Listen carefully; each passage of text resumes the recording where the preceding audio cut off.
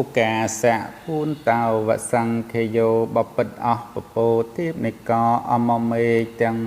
100,000កោតចក្រវាទាំងឡាយដល់ជុំវិញតែមានទេពតាដែលស្ថិតនៅព្រៃភ្នំក្រំថ្មជ្រុះជ្រងចលងដងអូគិរីជលសាបបតាសមាព្រះវិហារអព្យាអរញ្ញវានាភពហែនដែនបត្តពីគិរីបរិពតមត្តពវ័នចន្ទហមពៀនពីមានឧត្តមសំមហាឋានសម្រានពិរមជុំចក្រវាលវាលអំដលលំហសមុទ្រផុតអាកាសអវាសប្រស្ដោកតោប្រចិត្តដីសរីមហាពោធិព្រឹកអធិកអស់ទាំងវិហារឧបោស្ថាគានាកុសលាចំការស្រែក្បែរស្ទឹងបឹងបួឆ្នេរជលស័យព្រៃកម្ពតមាត់តពាំងរវាំងជំរុំកោះអស់ពពួកទេពតាទាំងឡាយ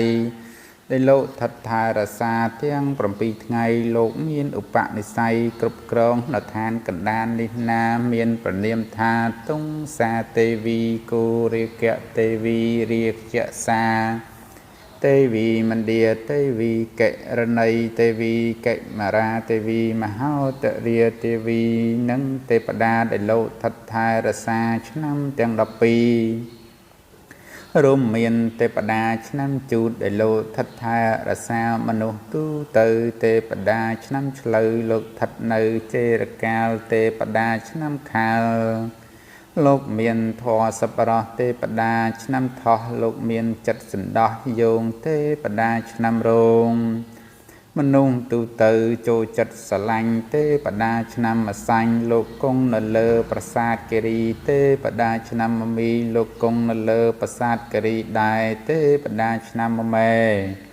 លោកគង់នៅលើពពកទេពតាឆ្នាំវោកលោកគង់នៅលើថ្មដាទេពតាឆ្នាំរកាលោកគង់នៅលើកាឈូកក្អូបច្រាស់ខ្យល់ទេពតាឆ្នាំច